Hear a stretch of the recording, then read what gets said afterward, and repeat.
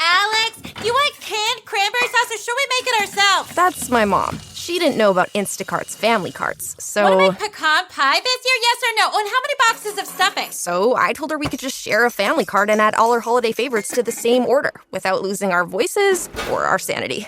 It's so much better. Alex, can you get my holiday village out of the attic? Baby steps, Alex. Baby steps. Shop Instacart this holiday season and enjoy free delivery on your first 3 orders. Service fees and terms apply. Alex? What's up, everybody? It's Freddy Feta Cheese, Yannis, Pappas, and you're listening to the History Hyenas. Yeah!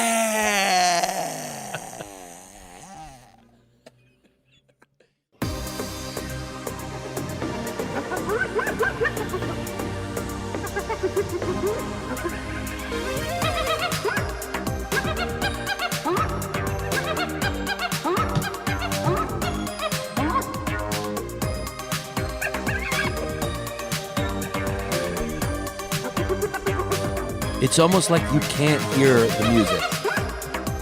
The way your body moves is like to another song. Yeah! Welcome to the History Hyenas, everybody. I am Chrissy Cackles Distefano, a.k.a. Celine Dion. with me as always, Yannis Pappas, a.k.a. Freddy Feta Cheese, a.k.a. K.D. Lang. A.K.A. Obi-Wan Kenobi. And we are sitting here, of course, as always, with Zach Isis, who is fucking jacked. I mean, that kid is fucking jacked. That kid is fucking ready to jihad right now. He is wearing a cut-off sleeveless shirt, and his arms are fucking jacked and hairy. And make no mistake, Zach Isis does have hair from his pinky to his fucking earlobe. He is covered in hair. Make no mistake, this fucking podcast has been great for Zach Isis, because make no mistake, when we started, he looked like a jihadi, and now he looks like a kid who lives in Williamsburg. Yeah, he's a fucking jacked kid with a fucking cool haircut, and he's wearing a cut-off sleeve Punisher t-shirt and fatigue jean shorts, and he looks like he can fix your car, but unfortunately, he cannot fix your car, but he can fix your computer, because inside Zach, the exterior of Zach looks like a fucking steroided out jihadi fucking muzzy, but the inside of Zach is unfortunately just a small white kid with scoliosis that fixes computers and gets no puss.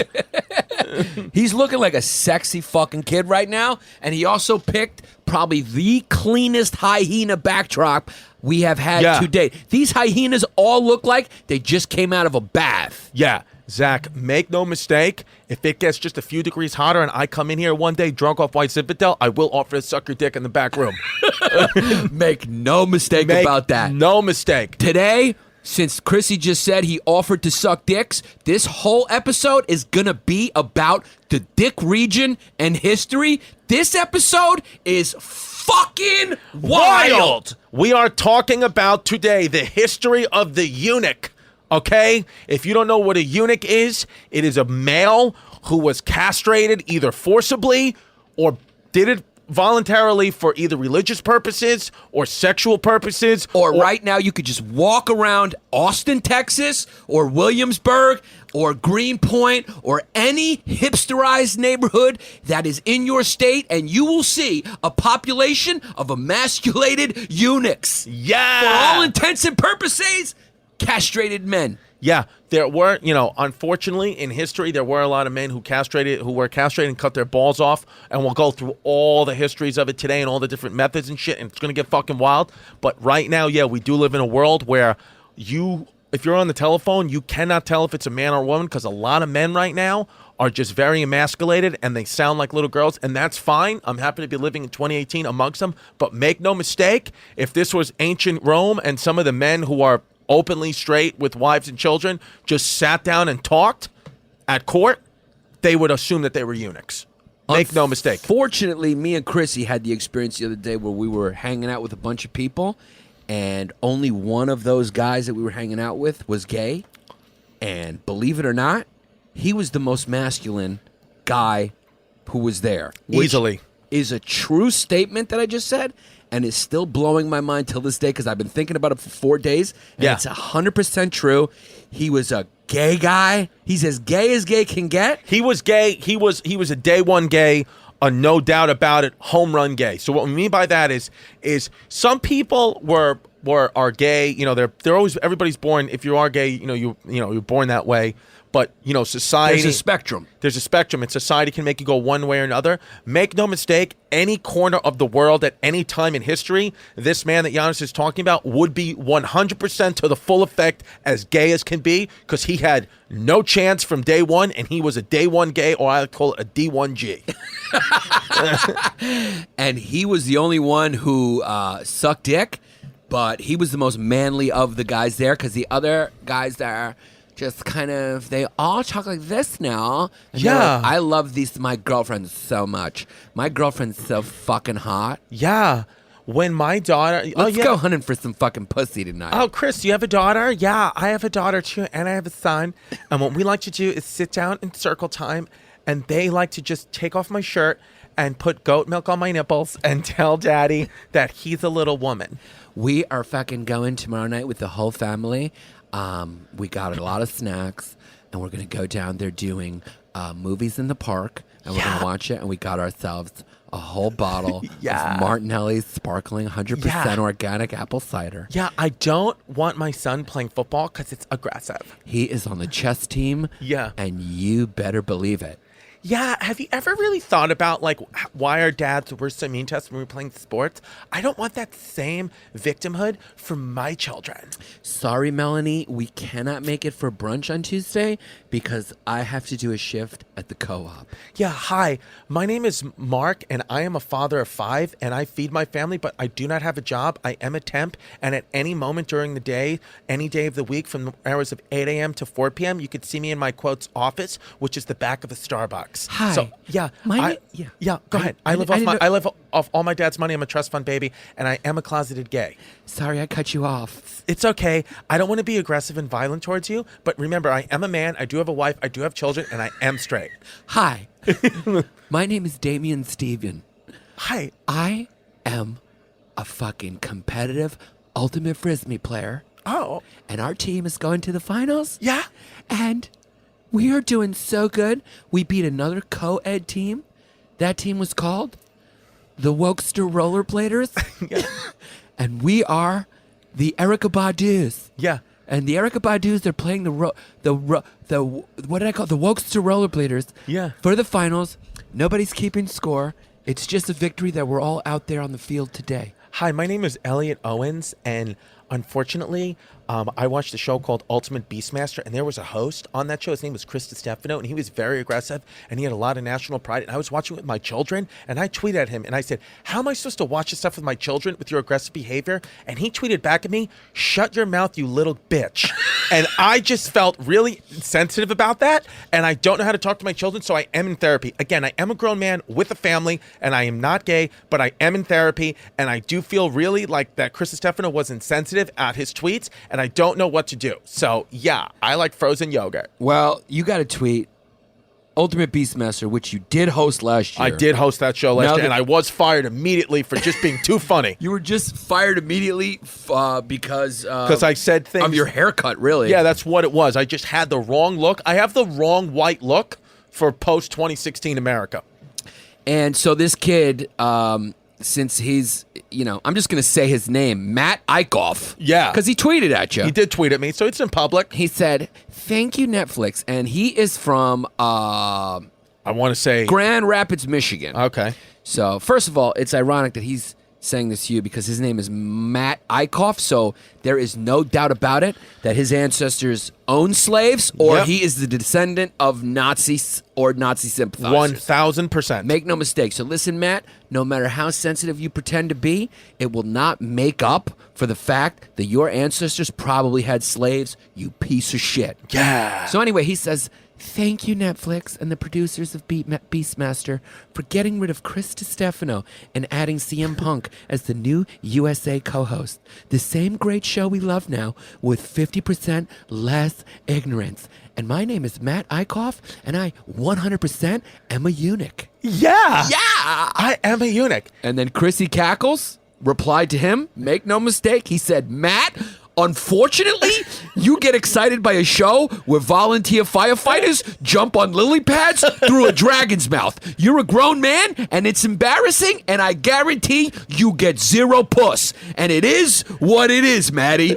Yeah! And then I responded to Maddie. I said, Maddie, unfortunately, we would still love to have you listen to our podcast, History Hyenas. Yeah, listen, every chance we get for a little promotion, why I'm not? taking it. Yeah. And so hopefully, Maddie, you come on board and listen to the History Hyenas. It is what it is. But listen, Matt, we're going to talk about you and your people today. And like Yannis mentioned, we're talking about the history of eunuchs. So you may know I feel like a lot of people have only been introduced to eunuchs from Lord Varys' character on Game of Thrones. Yeah. That's I feel the mass public now is finally hearing about eunuchs. I've known about eunuchs for a long time. Because I just Google random shit, and I was always a curious kid, and I always thought about what it would be like to have no testicles. And I remember one night, I'll never forget, my mom was making salmon and putting mustard on it, but like, French's mustard, because, make no mistake, I am from Queens, and my mom was a working class woman, so we didn't have Grey Poupon or anything like that. My mom would make me salmon and put French's mustard on it. So it is what it is. And I remember asking her why I was a little kid, 6, 7, what my testicles meant. What balls did and all that. And she was trying to explain it to me. And she did tell me, because my mom is a fucking hardcore Catholic, so she knew about eunuchs because they were a big part of Christianity. And she told me about eunuchs. And then I was fascinated from that point on. And I did go into my room that night and stick my dick and balls in between my legs and giggle at what the sight of me having a vagina would look like. And unfortunately, if you fast forward 10 years after that, I was an altar boy.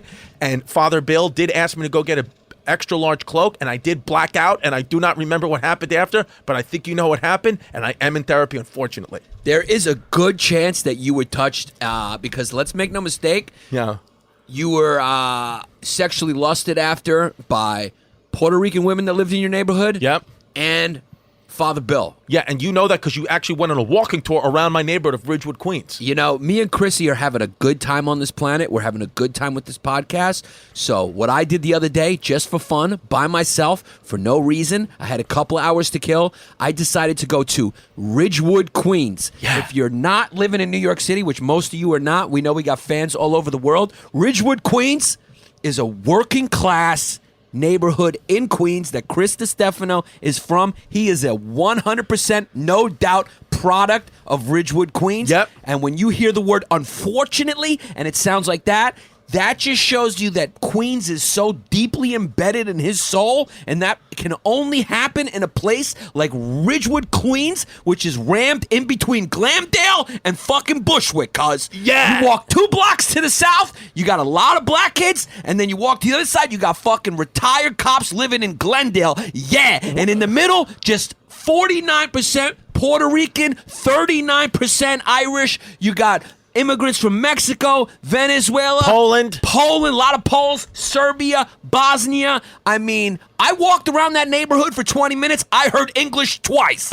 Yeah! That's where I grew up. That's where you grew up. Yeah, so it was a lot of Catholics here, and I live The right. skyline of your neighborhood is St. Matthias Church, the is a Ridgewood church. skyline. Yeah, and unfortunately, there was probably a lot of kids who got touched at St. Matthias. Yeah, if this was 400 years in the past, make no mistake, I would have been forced to be a eunuch. So that would have happened so that I would be just a pleasure. I would be a pleasure toy for men who weren't all the way gay but still want to fuck around with a little boy, and that would be me, and they would just have cut my balls off, and it is what it is. And since I'm Greek, I've always gotten a lot of jokes about eunuchs, and that's how I know about eunuchs, is because people always joke around about how eunuchs is really kind of a Greek invention.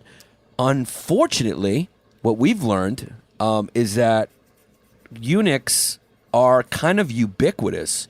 You look back in history. Ubiquitous. Good word. They were in every culture. China, India, the Muzzies had them, Arabs, the Byzantine era, then later in the Italians, later in the 15th, 16th century, post-Rome, when it was actually Italy, they had freaking eunuchs. So eunuchs have been all over the place. We're not sure if Native Americans had eunuchs, but they did have, transgendered. They had people that they called, and we posted it. Please follow us on Instagram, Bay Ridge Boys. We posted what they were called in the Native American world. They were considered two-spirited humans, people who had masculine and feminine properties, and we posted that History Hyena fact of the day on our Instagram. But eunuchs are ubiquitous, and there have been eunuchs for many different reasons. And I'll start by saying what's crazy is today, right now, there are more eunuchs walking around the earth than ever before. Make no mistake, that's because obviously the population is greater now than it ever has been, but also it's because cancer is now prevalent. Testicular cancer is very prevalent. Prostate cancer, very prevalent. And make no mistake, when you have prostate cancer, the cancer grows on your testosterone, and the way they get rid of it is chemically. They erase your testosterone, or they take your nuts out. So there's a lot of eunuchs walking around. Yeah, because testosterone will make the cancer grow. And the fact that you just said cancer grows on your testosterone is a dumb fucking Greek stupid fucking fuckface thing to say. I am a dumb kid. You're a dumb fucking kid, and it's funny that you said that, and everything you're saying is fucking true. And I gotta be honest with you, cuz when doing my research on eunuchs was fucking fascinating, because like you said, there are so many people. Like I have a friend who lost a ball because he had testicular cancer. He lost a fucking nut. Are we gonna call him or no? No, no. He told me not to call him. Oh, okay. Yeah, and we can't even use his name either. Yeah. But make no mistake, when I was experimenting as a kid, he did put his dick in my mouth, and I just have to deal with that. So it is what it is. And, a lot of strange things happen in Irish Catholic neighborhoods. Yeah, I mean, sometimes you have to lick a dick, you know? I mean, it doesn't make me gay. It's just, I think most of us have went through that. But because you come from one of the most diverse neighborhoods probably in the world. Yeah, it's crazy. Yeah.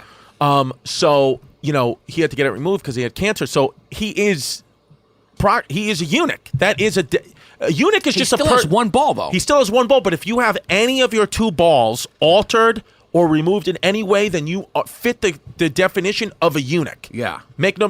So I like to pick up the eunuchs. In the Roman Empire, because make no mistake, the Roman Empire was fucking wild, and they outlawed. They didn't like eunuchs. They outlawed castration. But let me just start. We're going to start in the Roman Empire because that's where a lot of interesting eunuch shit happened. Right. But make no mistake, eunuchs go all the way back to the Sumerians, which is the first Assyrians, civilization. Egyptians, they, like I said, have been ubiquitous, and throughout time, there have been eunuchs, and there have been methods of castration. Obviously, the farther back you go, the more brutal they are. And most of the times, a lot of the boys who were castrated, because they always castrate them young against their will, because human nature is fucking brutal, a lot of them died. So that's what it was. It was and if you didn't die, you were almost looked as like godly for surviving it. Yeah. So it was fucking wild. And the word eunuch comes from the Greek, and it means bedside. And we will tell you why as we go along, because it's fucking wild. So the Roman Empire, they had different categories of eunuchs. The first one was the Spadones. Spadones, the Spadones. It's fucking Spadoni Gardens. Fucking Spadoni over here. You know they really could. That was like that's a curse that they called people when someone is acting like a little. They say these guys are fucking Spadone. Yeah. Now it's interesting enough because all Spadone really encompassed. The definition of it was just a generic term for a variety of subtypes of asexual men. So in reality, there were a lot of fucking Spadones walking around today. I'm a Spadone now. You are a Spadone because you like radiator covers and different kinds of flowers. So unfortunately, you're a fucking Spadoni. Yeah. There's a few people who claim to be asexual, which is wild. Yeah. Now, Spadones, they were just kind of like, they didn't have these strong sexual characteristics. They were kind of like, I guess, androgynous, right, in a way. Like Mr. Rogers-esque. Yeah, like you just kind of don't know. Yeah. They're like Pat from that SNL sketch. Like you just kind of like, you don't know one way or another. Yeah. And but they actually weren't abused, really. Spadones were kind of just like, okay, you do whatever you want. We have a category for you. We're going to call you and make fun of you, but we're not really going to hurt you. What he's basically saying is they actually still had their nuts. Right. They were not, they were more personality eunuchs. Exactly. Yeah, exactly. So they weren't really trusted to the full extent, but they kind of weren't, nobody trusted a rageful man. They were not surgically made eunuchs. No. No, they were and I use actually the word called surgic in quotes because back then they just cut your fucking shit out. Yeah, they were actually like the Romans used to call the spadolas like natural eunuchs. So like a hermaphrodite or like a guy with like a little piece. Like those guys were natural eunuchs. Oh, so it wasn't just personality driven. It was more like they were born with both. They were born intersex or hermaphrodite. Exactly. So like things that we have categories for now, different porn categories for now. Yeah. That's what spadones were. Because do you think hermaphrodites, if you got a big enough piece in the front, you can fold it back and fuck your own puss? I mean, I would love Zach to do some research on that and find out if there's a person or more importantly a video that we could watch of doing that. So I would love to hear about that, but I do think it's possible. And I did tell you about the time when I did, unfortunately, do physical therapy on a hermaphrodite. You did tell me about that. Okay. So the next category are the Thylabiae. Thilbiaei. The Thylabiae. So these little fuckers, these eunuchs were the ones who, here's where, if you're sitting down, just fucking put your seatbelt on. These eunuchs had their testicles bruised or pressed. Yeah. So these weren't ripped off. This was the process. They would tie the scrotum really to sever the vas deferens. So it's like a vasectomy, but it's an old school vasectomy where instead of doing surgical precision and giving you anesthesia and having recovery time, they would just crush your fucking nuts. Yeah. And tie off your vas deferens so you couldn't reproduce. It did not tickle. No. And the genitals actually look normal. You kind of wouldn't know if you were a Thylabiae unless I told you, because your piece kind of just looked regs. Right. Yeah. But they kind of rendered your balls inactive. Yeah, and this they used to choose this because cutting, as Yannis said in the beginning, cutting your balls off and castrating yourself. This wasn't like a medical procedure where like experienced surgeons and doctors would do this. This was like most of the time in the ancient world, it was for religious purposes or to sell them. So most of the time, your dad or your priest was taking scissors, not even like nice sharp scissors we have now, dull fucking prehistoric scissors, and cutting off your nuts. Yeah, or it was with no anesthesia. A conquering army that came into your village and would unfortunately take all the women and fucking castrate all the boys. Yeah. It's what it is. Now, the third category, and this one was a bit, I don't know which one I would go for, but these were called the Thladiae, Thladiae, and unfortunately, the Thladiae comes from a Greek word that means to crush. A Greek? A Greek word that means to quash. So sometimes that queen's trash just gets in the way of even talking. So a Thladiae, unfortunately, this kind of eunuch just have their balls crushed until they popped in its sack and you fucking pissed out blood and pissed out your fucking balls. Unfortunately. So again, that did not tickle. Yeah, and this method was also more effective and immediate than the scrotum tying because unfortunately, when you tie off someone's scrotum, still to this day, you can get a vasectomy even with modern medicine, and there still can be sperm that get through to fertilize an egg. But unfortunately, if I just fucking step on your nuts and crush them into little pieces and you piss them out into a toilet bowl, you are never going to reproduce again, unfortunately. Unfortunately, some people who get vasectomies still are in a lot of pain, and then they end up getting their balls removed just to stop the pain, right? Yeah, and that is Ari Shafir. Yeah. He had a vasectomy. Yeah. Okay, now this one is the most popular one. The other category they had was the castrati. So castrati, that came later. Now, no, this is all going on at the same time. But this castrati was like 15th, 16th century. No, but the castrati, but they had them in the Roman Empire too? The Roman, no, these categories that I'm reading to are the Roman Empire's categorization of eunuchs. Because the castrati actually went all the way to the 15th, 16th century, yeah. Yeah, so the castrati, now, this is a little bit debatable. All the scholars don't agree on the castrati, but it was said that castrati, they were a whole different category than everybody. I mean, they're all eunuchs, but the castrati were different because they actually had their gonads removed and their penises. So make no mistake, if you were castrated as castrati, not only did you have no balls, but unfortunately, you also had no piece. Yeah, unfortunately, what you had left there was a little bit of a worn-out elevator button. They left you with a little clit. Yeah, and these were done to mostly prepubescent boys, which is fucked up. Yeah. So they couldn't pass on their inheritance. They were usually done by their pops. They couldn't pass on their inheritance, or not by their pops. They were done by a conquering army. Yeah. So they couldn't pass on their inheritance. Yeah. And they couldn't reproduce. So unfortunately, that one sucked because it was just a little fucking kid. So that's where the word castrati started for those guys, but it ended up in the 15th century, 15th and 1600s, being for the fucking ballless opera singers. Exactly. So those are really those were the categories of eunuchs according to the Romans. In the Romans, yeah. Yeah. So but really, there was a time where the Romans actually outlawed castration. So they Yeah. didn't like it at first, the Romans. Well, they didn't. It was one of those things that I guess they saw as brutal. The Council of Nicaea is actually where they outlawed it, correct? 325 AD. Now, the Council of Nicaea is interesting because all the rules of Christianity, like Jesus' birthday being on December 25th, or not being able to eat meat on Fridays, or having to go to church, or Advent, was all just created by a bunch of dudes in 325 AD. Bunch of Roman dudes. And but it was really also too where the division of the church started to happen too. Well, it's also where The East and the West Church. they invented the Holy Trinity.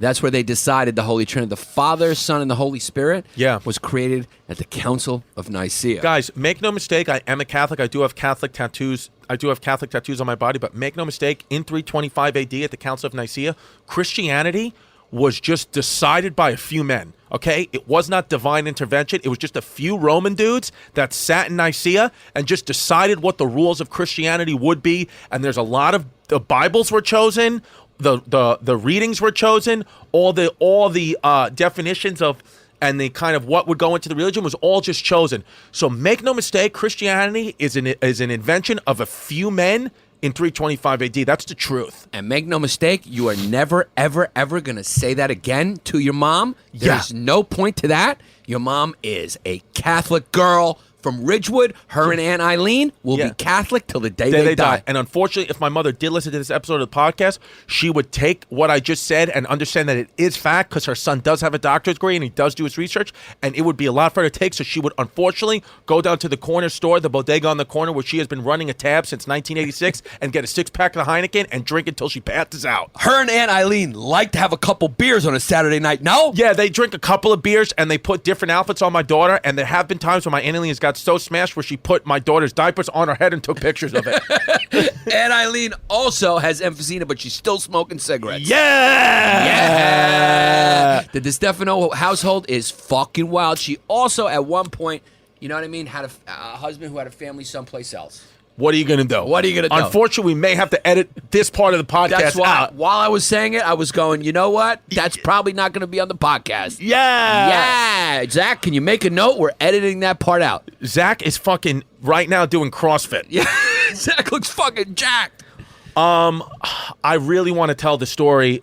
I know that you said, because we have to do a whole episode on the Emperor Nero, the Roman Emperor Nero, which I'm sure you guys know a lot about. I'm sure you guys, everybody knows Nero, right? But You love this. I love this story so much. Just because, look, we're doing research on eunuchs, so we're going to go into all these different times in history. But I found this story from the 1st century about a very famous eunuch named Sporus.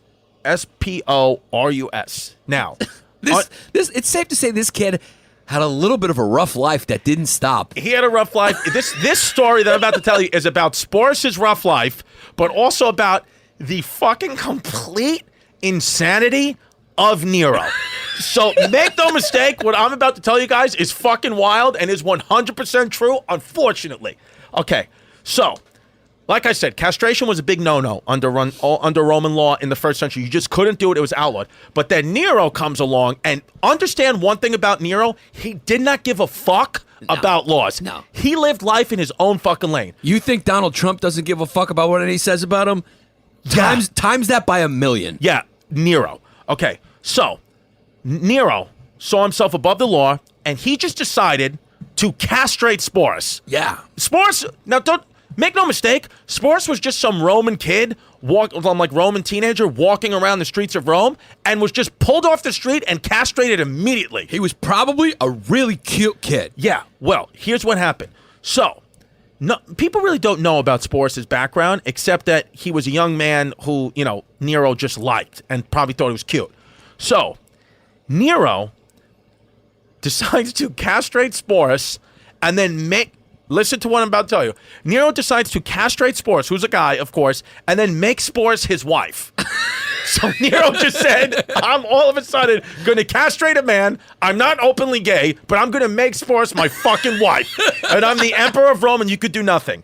And then Their marriage included a ceremony where he made Sporus wear a bride's veil. He gave her a dowry, and afterwards he threw them a wonderful honeymoon in Greece. Okay? If you think gender fluidity was a big thing now, it was huge with Nero's time. Yeah, and they're saying that Nero probably married Sporus because Nero himself was feeling guilty because about a month before that, make no mistake, Nero did in fact kick his pregnant wife Sabina to death. He kicked her to death, and he said that Sporus bore an uncanny resemblance to Sabina, and he had to have her. He even used to call Sporus by his dead wife's name, Sabina, unfortunately. So you know what that means? That means that is probably why Sporus was chosen, and that's probably why he was castrated. He is the fucking unluckiest kid that lived during Nero's era. He was probably just walking down the street, and crazy fucking Nero was in his chariot, and he happened to look out his window, and he said, "Is that fucking Sabina?" And they said, "No, your emperor. Sabina." No, you kicked her to death. You kicked her to death in the stomach and killed her and your unborn child. Yeah. And he said, "Oh, I'm sorry. I must have forgot about that. I'm fucking wild and crazy. My name's Nero. No, that's Sabina. Bring him to me." And then they brought that thing into his chariot, and they said, "Let me see his puss." And they said, "Oh, he's got your emperor. That is not Sabina. It has a dick." And he said, "Give me this scissors. Not anymore. That's Sabina." This is the most unfortunate kid to ever walk the face of the earth. Yeah, and feed me his balls like fucking grapes. Yeah.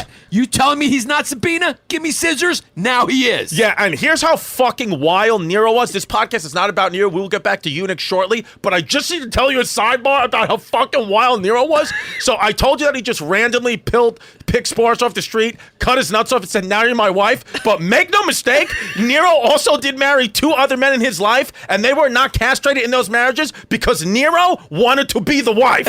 So make no mistake, Nero was married 3 times. Twice as a wife and once as a husband. So Nero is fucking wild. Nero takes your fucking gender fluidity and fucking pees on it. Because he was the most gender fluid motherfucker of all time. Yeah, and also the story does go that unfortunately, one day in 68 AD, somebody told Nero that they had ran out of grapes and cheese, and Nero did in fact kill himself immediately. And he jumped out a window and killed himself as a sitting emperor of Rome because they ran out of grapes and cheese momentarily. Yeah, listen. You could go to Nero and say to him, "Nero, there are 137 genders." And he would go, "Are you fucking crazy?" But not because he thought there was only 2 genders. He would go, "There's fucking 4,066 genders. Yeah. Bring me all the grapes and cheese and fucking eunuchs you can. I'm gonna fuck a horse and jump out a window. Yeah." Now, getting back to Sporus the eunuch, his story doesn't stop there. So you know, Nero kills himself, so Sporus is widowed. Before you go on, let's just take note that Sporus' asshole has been fucking plunged many times. Yeah. That kid cannot take a shit without going through immense pain. It is what it is. So, Sporus next married Nymphidius Sabinus, who made an unsuccessful bid for emperor that ended with his death at the hands of his opponent's followers. So whatever. So Sporus takes another shot. I always found this is fascinating that he got passed on to a couple more emperors. He must have been a really good-looking, feminine-looking kid. Must have been a good fuck. Yeah, he must have been a good fuck. So then Sporus becomes involved with Emperor Otho, who was also killed by his enemies. So that's not the, so he goes 2 for 2. He gets 2 emperors that kill him. Then finally, Sporus is passed off again to the greedy, gluttonous, and debauched Emperor Vitellius, who, now this is why Vitellius, I will say one thing about Emperor Vitellius, the guy does just kind of want to have a good time with everything, and he doesn't want to up the antes. Now, what I'm about to tell you is unfortunately true, and me and Yannis do not condone this, but you do have to admit, Emperor Vitellius was fucking wild, just like Emperor Nero. So, they were at the gladiator games, big things, Oh, this is the best. Like NBA games, or football games. Like back in the day, it was gladiator games. And Emperor Vitellius said, "You know what? The halftime shows at these games are getting a little boring. So here's what I propose. Why don't you guys, instead of dancing around and handing out treats, why don't you just take Sporus, put him in a dress, and then rape him for the enjoyment of the crowds. Why don't you guys just do that? True story. True story. And then Sporus said, yeah, that's not going to happen, and immediately killed himself to shave the embarrassment. So, unfortunately, Sporus' story starts out pretty funny and wild, and then it gets pretty fucking sad. I'd say it starts out pretty fucking tragic and ends pretty tragic. And it actually kind of gets worse. yeah. I don't think it started funny. I mean, he was literally walking down the street, probably minding his own business, and Nero was passing in a chariot, saw him, said, that looks like the ex-wife that I just kicked to death. Go cut his balls off and make him my wife. Because I am already married to 2 other dudes, and I'm the wife of those 2 dudes. So I need a wife. And then, unfortunately, Nero killed himself when cheese and grapes ran out. And unfortunately, now Sporus is a eunuch who needs to find a place in the world. So he tries to marry 2 other emperors. Unfortunately, the second emperor says, you know what? What would be better than marrying you was be putting you in the middle of the Roman Colosseum, which is beautifully one of still the 7 wonders of the world. Back then, that was as big as fucking like Ohio State Stadium, 64 to 84. How many people could sit in the Coliseum? 84,000, I think? Yeah. Like 84,000 Romans were going to have a halftime show in between people killing themselves and being eaten by lions. You know what we're going to do to lighten the party up a little bit? The halftime show where Sporus is going to be gang raped in his asshole for Roman citizen entertainment. It was a fun time back then. Yeah. 50,000. 50,000 Romans would watch Sporus get raped. Now, there was a lot of just famous eunuchs throughout history. That was a famous one. There was this other guy. His name was Peter Abelard, and he was alive from 1079 to 1142. He was like an intellectual dude, smart dude, religious dude. He was a fucking religious dude at Notre Dame in Paris. But, of course, like any religious dude, one day he sees his niece and just decides to make it his peace. So, unfortunately, he was like, yeah, I'm religious, I love God, but my niece has got a fat ass, so I'm going to marry her and have sex with her against her will. And that's what happened. And then her name was Heloise, okay? And they had a relationship. They had a kid, probably all against her will. And then one day... I think you're mixing up a little facts, unfortunately. No. I don't think it was his niece. I think he was studying with a guy, some churchman, and it was the churchman's niece. Yeah. It was beautiful, intelligent, living niece. Yeah. So he was studying with this guy, and he fell in love with the guy's niece. And then Who was 17, so that's actually pretty old for back then. Back then, that's like an old woman. So he made an excuse that instead of commuting to and from this guy's house, it would be better if he could just stay there. But it was all a ploy because he was falling in love with this dude's niece, and then he banged her and had a child with her. Yeah. Take it away, Chrissy Cackles. Yeah, and then one day... Just one random day, everything was going fine. And then one day, because the churchman misunderstood a message from Heloise that said she was saying that she was going to go out and she would be right back, but he just interpreted as she's leaving and never coming back and told Peter Abelard, and he was so upset that he, unfortunately... got the wrong message, and she was coming back in 15 minutes, but he thought she was leaving, so he cut his own balls off and castrated himself and devoted the rest of his life to live in a monastery. And she called him or wrote him a letter a few weeks later and was like, where are you? And he was like, I cut my balls off and I'm in the monastery, you fucking bitch. And she was like, I just went out to get milk and I am back. Are you mixing up stories? I thought the father had this guy's balls cut off. No. What happened is Abelard had... the churchman thought that Abelard had abandoned Heloise, and he became so furious that he hired some men to castrate himself, ending the love affair. Oh, so he castrated himself? He castrated himself. Wild. Yeah, so that is a jealous Puerto Rican girl thing to do. It's just to get so fucking mad that you're like, well, now this is going to happen. If you leave me, I'm going to cut my dick off. And they're actually buried. They never saw each other again, but they're buried together. They're buried together. In France somewhere. Yeah. That's some real crazy French love affair shit. Yeah. I love you so much. Just miss you. I will take my own balls.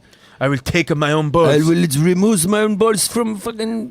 That is wild. Because also, you have to understand one thing about ancient people. I mean, as you know, even people in like the 1800s, they were tough kids. They were. Guys were tough kids. Dude, back in the day. They did not have babies back in the day. No, all the way up to the 19th century. I'm sorry, the 1900s, really. They didn't even have anesthesia. No. When did anesthesia get invented? It was definitely post-Civil War. I mean, it was way post-Civil War. I mean, so I don't know. Up until that point, dudes would get injured. Whatever you had to do, you did it without any. Imagine going to the dentist. They had dentistry back then. They didn't have any fucking anesthesia. Yeah. So like Until 1846. 1846, there was no anesthesia. Before the Civil War, but it wasn't used in the Civil It War. was not used in the Civil They War. used morphine, but They didn't have morphine in the Civil War. I thought they had morphine. Didn't they have morphine No, in the they Civil had War? No fucking morphine. No, You sure? Yeah. I thought they had morphine. Didn't they have opium at least? I think they just bit on a stick. Zach, can you look that up real quick? It's not really what the episode's about, but we're curious. So anyway, there was many different reasons why someone would become a eunuch. Yeah. Self-inflicted for religious reasons. Right. Self-flagellation. People, someone's very religious and they find themselves having temptation, and to remove the temptation, they take their nuts out. Right. Because that's where the testosterone lives, people. Your nuts. Now, you and I were having this discussion before about by the way, before we get to that, I just do want to talk about Thomas Boston Corbett, who, it's not that he was so interesting. I mean, he was interesting. He was just he was like just a guy that castrated himself and whatever, and he had castrated himself before he became kind of famous for being one of the men responsible for killing Abraham Lincoln. He was in John Wilkes Booth, like one of those three guys. He was one of the ones who killed John Wilkes Booth. Oh, he's one of the guys that killed John Wilkes Booth. Yeah. Oh. Remember they cornered John Wilkes Booth in that fucking. And he killed him. Oh, Yeah. okay. Yeah. So a eunuch fucking killed John Wilkes Booth, and he was a born again Christian, and he what I liked about him is he castrated. Wait a second, we got a quick fact from Zach. What do we find? So it wasn't used popularly because it was like invented around that time, but it was used in parts during the Civil War. There we go. Oh, okay. Yeah. So Thomas Boston Corbett was interesting because he felt like he had a problem with toots, which most guys did back then. Prostitutes. Yeah, everyone had a problem with a toot back then. Yeah. So instead of He was saying addicted to toots. he was addicted to toots. Yeah. So instead of just being like, I'm just not going to bang out toots anymore, he said the better solution is just to castrate myself. Yeah, because so that's why he did that. He was ultra Christian, so it was a real conflict. Yeah, and he actually walked into Mass General Hospital. Mass General Hospital was around back then. Mm-hmm. He walked into Mass General Hospital, and they said he wasn't really bleeding that bad, and he actually wasn't in that much pain, but they were worried because his scrotum swelled and turned black, but he turned out okay and came back to the hospital the next day and took one of the nurses to dinner. So that is what happened. Yes, because he actually cut his own nuts out. Yeah. But he was such a tough fucking kid that somehow he was able to just keep living after that. Yeah, and unfortunately, he did end his life in a Topeka mental institution for threatening members of the Kansas House of Representatives with a gun, claiming that some of them had been disrespectful in talking during opening prayers. Make no mistake, we do not recommend cutting your own balls off, even if you feel like it'll help you deal with temptation, because unfortunately it will get infected and you will die. Most people who were castrated, especially in the ancient world, which we're about to get to, they did die. They did die. And then the next eunuch, we're going to talk about the ancient world, but make no mistake, you want to listen to this whole podcast because we are going to end the podcast with a song that's going to be really It's going to be really cute, and it is by the only eunuch ever recorded. So stick around for that at the end. But listen, eunuchs, like we said, started all the way back as far as history can record. But they were really popular and really utilized in two regions of the world, in the Eastern world, in China specifically, through all those dynasties. And now, are you sure it's China, or are you generalizing? Sorry, I meant the Orient. Whoops, that's Wow. even worse. Yeah, I mean, just because someone has an Asian look does not mean they're Chinese. So it's okay if they are from China, but do they identify from China and they're comfortable with you calling them Chinese? I am so sorry. Those are good points you're making, Chris. Yeah.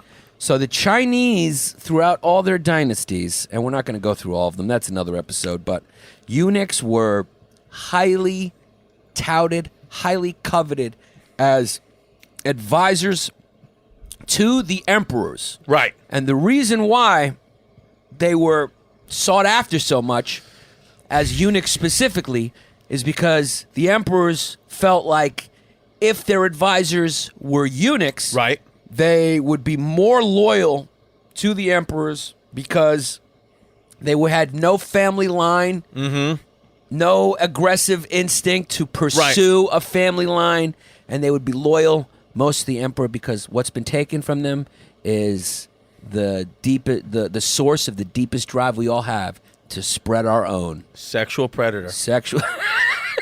Kid can't have any kids. He can't have his own line. Yeah. So basically, he's just living for the emperor. He's Right. not living for his future generations. Yeah, as a matter of fact, in ancient China's where their equivalent of like Washington D.C., like the White House was called the Forbidden City, and you were not allowed into the Forbidden City as a man unless you were a eunuch. That's right. That's just what it was. So many eunuchs actually rose to have extreme power. Yeah. In a lot of those dynasties. What a lot of Chinese families would do back in the day is, because the only way to get into the Forbidden City and really get like an audience with the emperor at that time, if they needed something, if they had like a beef, they would take one of their sons and castrate them and cut their own balls off with a hope that they would one day be allowed into the Forbidden City and get an audience with the emperor, and then be able to tell the emperor to do, to help the family of the castrated boy out. So get revenge on whoever wronged them. And get revenge because on whoever now their wronged them. eunuch son has power and has the emperor's ear. Yeah. And he tells the emperor, hey, we got to fucking take out this landlord. Yeah. And really, it's just the father who castrated his son sent that son into the fucking, to the emperor's house with the hopes that one day that kid would have enough power with his position so close to the emperor to get fucking revenge on whoever wronged that family. Exactly. There is actually a famous eunuch who we will get to who did that, but it ended up he never really, it didn't work out. He didn't actually ever get revenge because as soon as he made it to the get to the emperor, that fucking emperor passed away, and so on and so forth. Yeah, you didn't have to get to it. You just told the story. I just told the story, Yeah, I mean, so you just it is told what the it is. story, and I mean, And you know what? The Chinese names are really fucking hard to remember. I'll be honest with you. I think they should do in history. They should do like they do here. Well, Where I they will have tell all you have that English names, and Yeah. my name is Steve Lee. Well, I will tell you, his name was Wei Zhong Xian. That's a tough So one to it's remember. WEIZHONGXIAN. You want to give that a whirl? The real pronunciation? Is there an if you type that into Google Translate, will they tell us the actual pronunciation if I spell it out? So you give it a shot. You give it a shot, then I'll give it a shot, and we'll see what the actual one is. Okay. So his name, Zach, his first name is WEI, last name ZHONG. Wei Zhong. No, ZH. I think I just nailed it. Wei Zhong. ZHONGXIAN.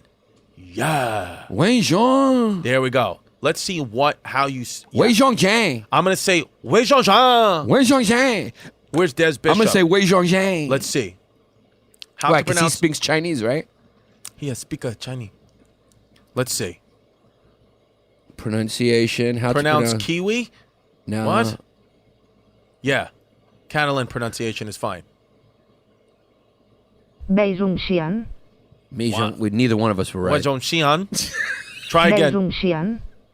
Wei Zhong Xian. Wei Zhong Xian. One more. Wei Zhong Xian. Wei Zhong Xian. Where's the May? There's no M there. Try the Chinese Hong Kong pronunciation.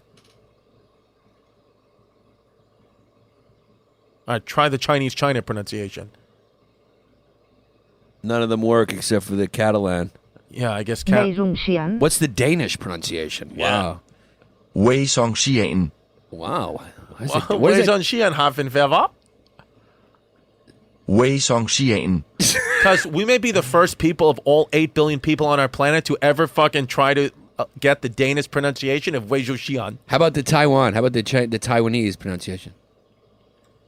Can't get it. You know what's wild is Wei Zhong Xian. Are they aware of how complicated and hard it is to remember those names? A Steve or a Joe is a lot easier than Wei Zhong Xian. Yeah, well, I mean, they change their names a lot, you know. Oh, look at the English pronunciation. Let's Oh, try. yeah. Wei Zhong Xian. That's I don't know. Oh, It's yeah. tough. Wei Zhong Canadian. Xian. Wei Zhong Xian. Wei Zhong Xian. So you kind of nailed that one, Wei Zhong Wei Zhong Xian. Xian. So anyway, Yeah, so that was Wei that, Zhong Xian. that was an unfortunate. we may need to keep that and put that on just out of nowhere as Yeah. one more of our plugs. Yeah, Wei Zhong Xian. Wei Zhong Xian.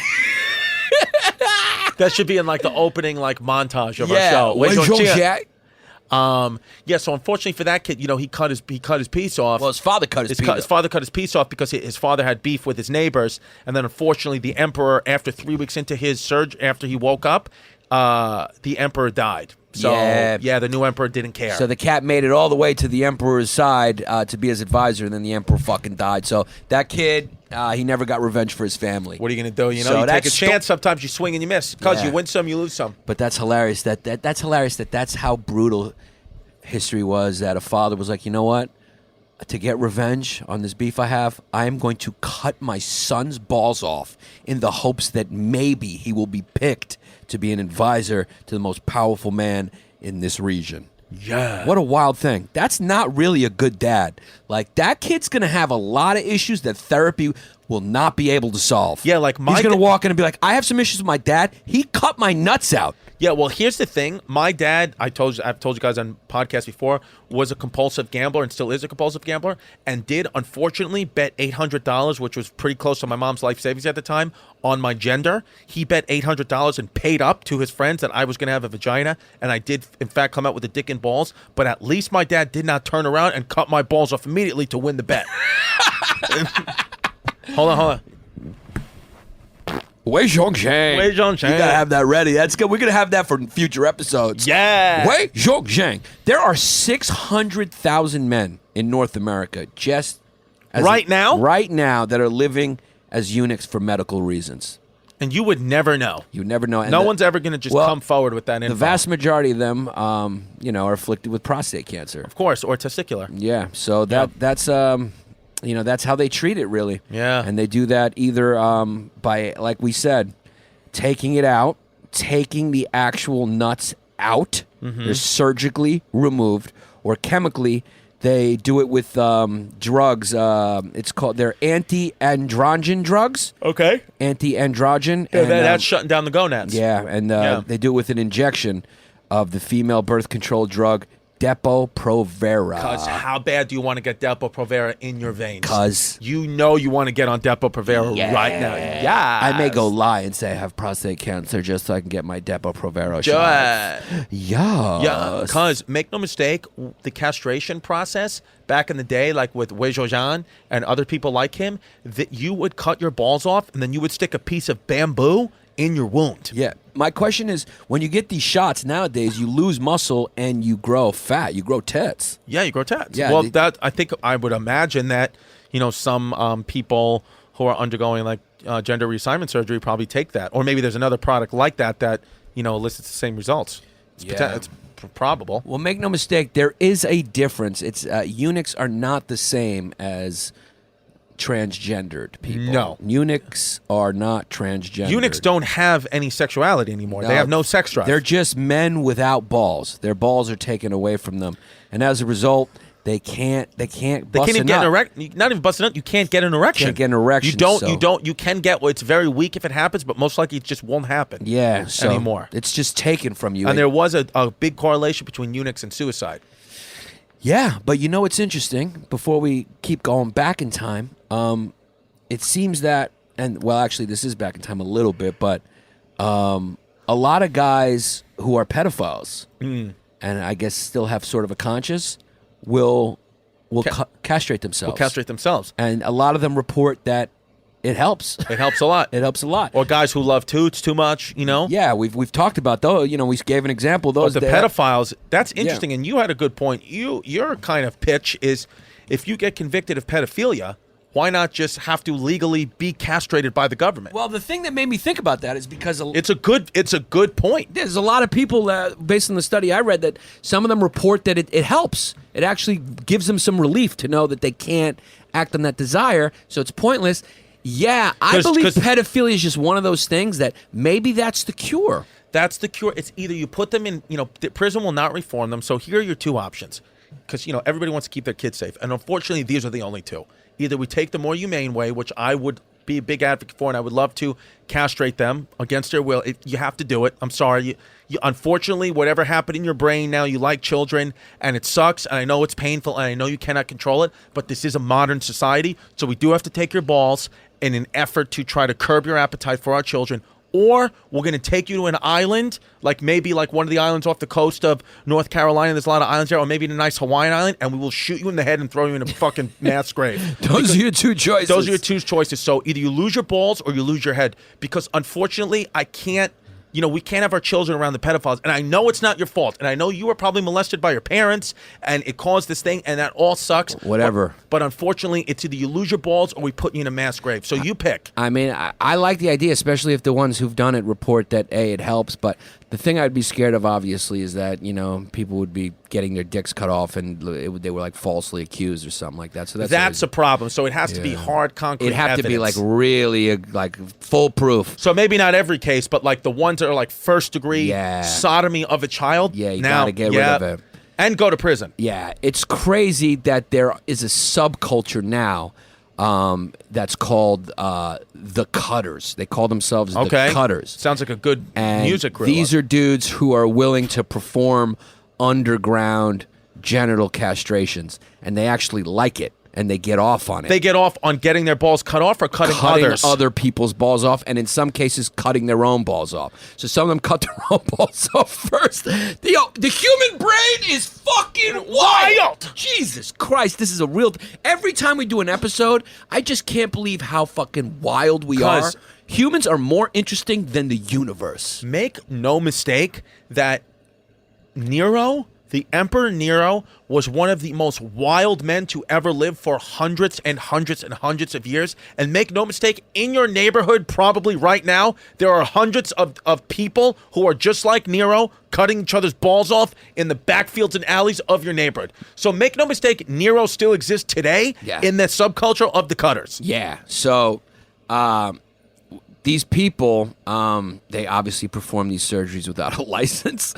And they put themselves at serious fucking legal risk, and it's happening all over the place in North America, Canada, the United States, and what they found, which is really interesting, which is crazy, is that they find new research has found that cutters, to be a cutter, there's a link with being raised in a devoutly Christian household, and growing up on a farm. Those are the two defining characteristics. Well, growing up on a farm because you saw animals be castrated. Yeah. That's what it was, right? That's what it is. That's exactly. Because you're a smart fucking kid. Yeah. Because make no mistake, we are living at the end of civilization. Yeah. So it is fucking wild. They did a study of 2,871 individuals that were interested in the, in these cutters, those who had performed or assisted in the castration of another person. The study included 278 individuals who reported that they had been physically castrated, and 98 individuals who were the cutters, some of whom were also castrated, I said. And the study failed to find a singular invariant psychological profile of the cutter. Okay. However, the researchers did identify a number of distinguishing characteristics of people who performed castrations on others. The general picture... We live in a wild fucking world. ...that emerges someone, the researchers said, is someone who both sought out injury for himself and is willing to injure others. And like I said, most of them grew up on a farm, and 40% of them had witnessed, like you said, animals being castrated. So, and also child abuse emerged as another major factor. 27% of the cutters reported being abused or assaulted as a child, and 24% said they were threatened with castration by their parents or by other adults. So it's fucking very Freudian. Fucking wild. Is there any, Zach, is there a video of an animal being castrated that we can watch? I wonder if there's anything that we could find, because it would be nice to kind of may talk not be through. able to put it up, but I will look one up. We could probably watch it right now and get your reaction. Why can't you put? Because of like violence against animals and all that. Yeah, but you know what? Yeah, but in your faith, Zach, they're doing it for religious purposes. That's what the Muzzies are doing. And also, Zach, one thing I want to highlight for you too, in my research, I did find out that in the Muslim countries in like the 700s, 800s AD, if you were a eunuch, you flourished in the society, especially the Ottoman Empire. You were flourishing, and you were got able to talk. You were able to talk to the high ups, and you were able to kind of have whatever you want because you were kind of looked at as a god. So, if you want to bring that back, just kind of talk to the group tonight. I don't know when you're having your next jihad meeting, but the eunuchs wasn't so prevalent in the Western Roman Empire. Yeah, but the more east you went to Byzantium. Yep. And Big that's where it time. was. And that's where... unfortunately, that's your side of Christianity because the Western, us, the Roman Catholics, we did not fuck with it. But unfortunately, you and your swarthy brothers and sisters did do that, unfortunately. Yeah, unfortunately, the Ottomans kind of picked it up from Byzantium, which they conquered when Constantinople became Istanbul. And unfortunately, in the Ottoman Empire, eunuchs, just like with the Chinese empires, eunuchs were huge. And a huge part of the hierarchy in the Ottoman Empire, fucking eunuchs were everywhere. And they were primarily used as advisors for the reasons we said, because they could be trusted. For some reason, they just thought... By the way, they were wrong a lot of the times. A lot of the eunuchs were fucking bad, but they just thought because they had no balls that they'd be more loyal and they wouldn't be looking to take power. Make no mistake, because I am mostly an Italian, Irish, and German kid, and I have 2 feet planted firmly in the Western Empire of Christianity, and you are a Greek Turk kid with both I'm a Greek kid with some Turkish DNA. With some Turkish DNA. Unfortunately, we all have a little bit of that. And you had both feet planted in the Byzantine or the Eastern side of Christianity. Make no mistake, one or more than one of your ancestors was castrated against his will. That is what happened to your ancestors. Make no mistake, that probably did happen, but make no mistake, the Catholic Church is responsible for the rape of hundreds of thousands of innocent children. Make no mistake. And not one priest has gone to jail for it. Make no mistake, there's not one man who wore the cloth who stuck his fucking dick in an innocent child's ass who is doing jail time. Yeah. It is what it is. It is what it is. Okay, so we got... what do we got? I found a video that we can actually show. So oh, great. It's just a warning because it's kind of graphic. This guy actually goes, catches a boar, and then castrates it. Oh, boy. So I guess this is some sort of like animal control wherever he is because they're kind of a nuisance. So he's doing his part to stop that. Oh, boy. Most people consider wild boars a nuisance and do anything to get rid of them. So they're going to castrate him, and we're going to watch it. This is very graphic. A wild boar will get castrated in this video. Yeah. The boar gets revenge. I'm interested. Yeah. Unfortunately, I'm either going to throw up or masturbate. Oh, you're flirting again is what you're doing. You want this corn Why on is here it or off? starting with a baby? Why is it starting with a baby in a car seat? So a lot of you have been asking, this guy voted for Donald Trump. What is a bar or how a hog becomes a bar? Can you pause it for 1 Tonight second? you find out. A boar versus a bar. If you think for 1 second that this guy that they just showed from the heartland of Texas, who interacts with animals and boars on a regular basis, is ever going to see more than 2 genders, I'm sorry, you are mistaken. There are just 2 different types of people in this United States of America, and both sides will never see the perspective of the other side. Yeah. Continue. And also make no mistake, this man only sees 2 sides to the human story. It is Christians, and then the other side is Jews and others. He's about to castrate a fucking boar. He is not going to listen to your perspective on gender fluidity. He does not care about what you are protesting. There they go. Make no mistake, he's wearing a camouflage outfit and camouflage hat. And he will get his gun and shoot you if you walk on his property. That hog was just working on him there. He is chasing a wild boar In Wrangler jeans. while you go to brunch. This kid is going to find his food. Yeah, and cut his balls off for really no reason. Make no mistake.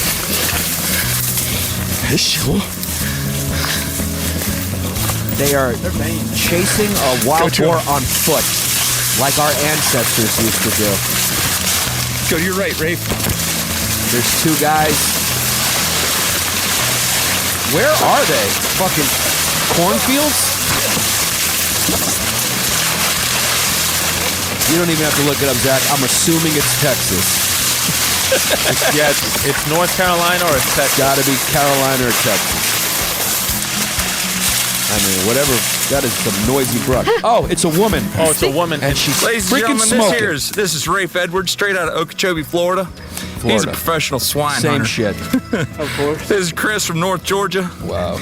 And they got old blue, Pause it for a spotted second? boar caught. And they have got a scared wild boar, and they are pulling it by its ear, and this is really hard to watch. Yeah, I mean, that pig is frightened to death because he has no idea what's about to happen. Yeah, and these kids think they're doing the will of God and the right thing, and they are not. Unfortunately, here's the thing, though. His name is Sporus. This pig's name is Sporus. That would have been fucking dope if they said that. That would have been a hilarious joke. Yeah. But here's the deal. What they are doing is actually the right thing because the boar populations, the wild boar populations, are out of control. So they're probably fucking neutering them. So this is what real life is, Chris. We live in a fucking city where we go to a bodega and we eat a ham and cheese sandwich, but you know where that ham comes from? This boar's dick. This fucking scared pig right here. And the people who provide us with these hams are these good people right here. Now let's watch this fucking dirty pig get his balls cut off. Yeah! I've seen this hog on trail camera 100 times, and he's going to become a bar. So out here on our property, we got 3,000 acres. Most ranchers in the state of Florida, they just shoot all the hogs and let them lay. Catch them, kill them, let them lay. They consider them a nuisance. We consider these hogs this is part of our property. This is what we hunt. We hunt deer, turkeys, hogs, ducks. And this boar hog would be good for nothing other than a mount if you killed him right now. You got to use a super sharp knife. Holy shit. Yeah. A lot of you guys just saw me up at Harrisburg. That's a knife I carry all the time. It's a little 3-inch Skinner, and it's really sharp. Yeah, I can't watch this right now, but we are going. Ah, fuck! Fuck! Easy. Fuck, you know! Oh, fuck. Okay.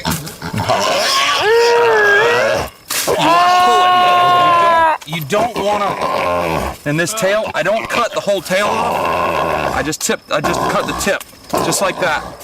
So if you ever catch him again, you've got to cut something to hold on to.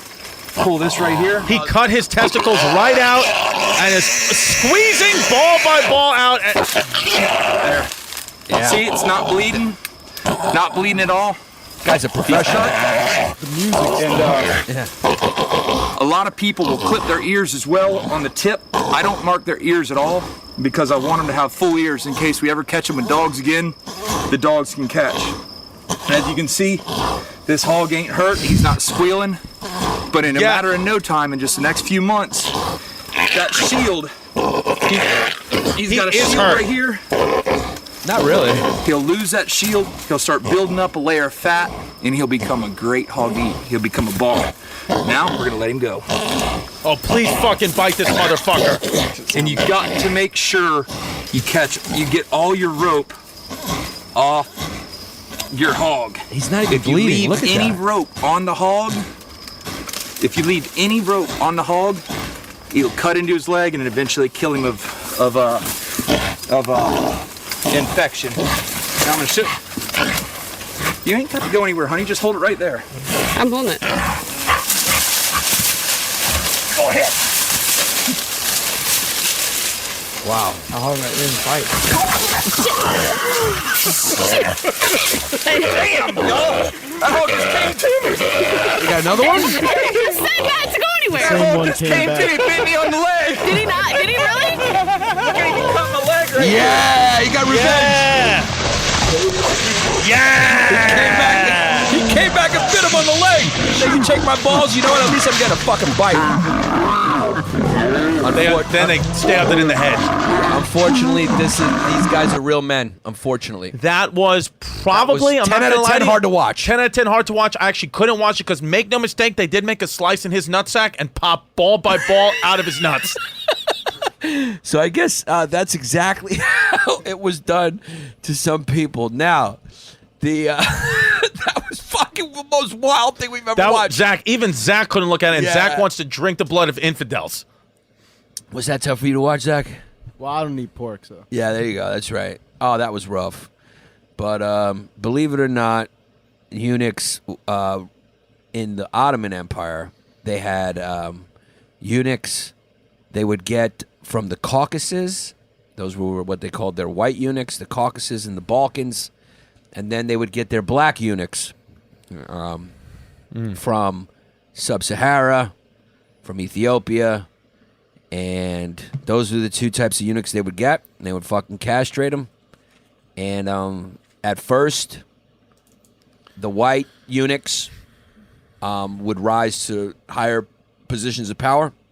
Right. Then eventually, black eunuchs Right. for most of the Ottoman Empire, which was a really long time, and all the way up until 1911 or 20 or somewhere around there, black eunuchs were the advisors to the sultans. Right. They also played a huge role in guarding the harems of the sultans. And what is a harem? A harem is, in the Ottoman Empire, sultans would just have these apartments, these areas of the palace that were just all their wives and their slaves and their sex slave and their toots and their favorite girls. They basically had an endless number of women who they married and who they fucked for pleasure and who they enslaved or who cut their nails or whatever. And the eunuchs would guard them and attend to them. And, of course, the reason why that was considered appropriate is because they were still kind of men, so they were strong enough to protect them a little bit, but they had no balls, so they couldn't fuck them.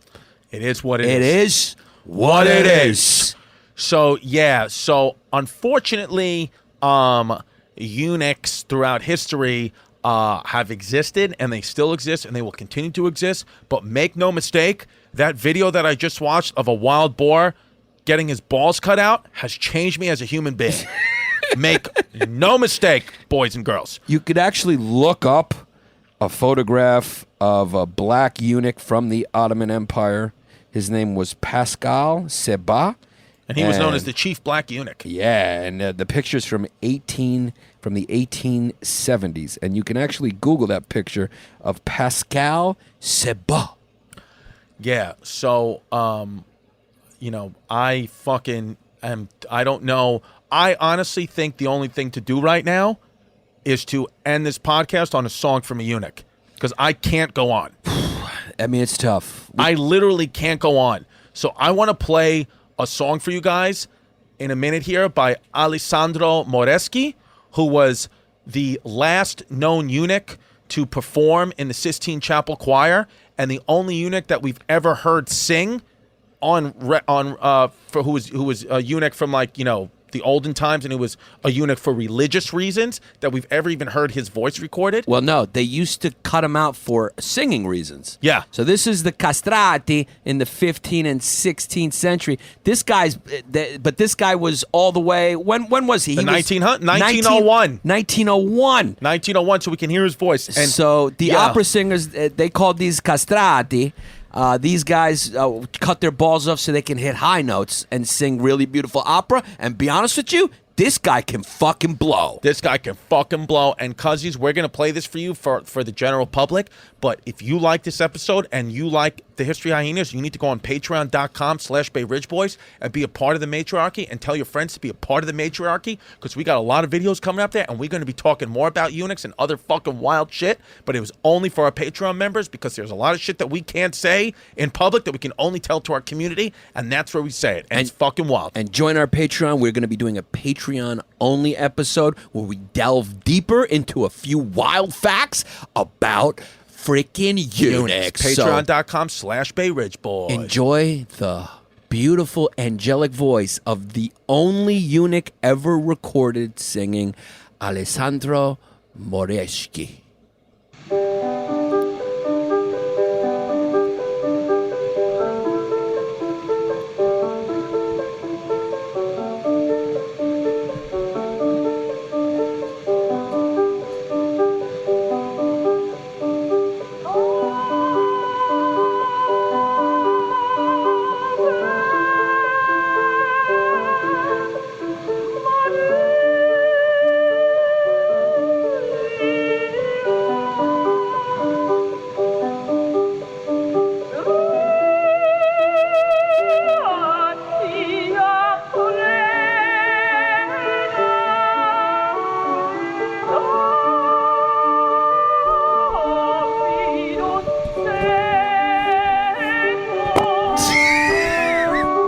Chris just farted in the microphone.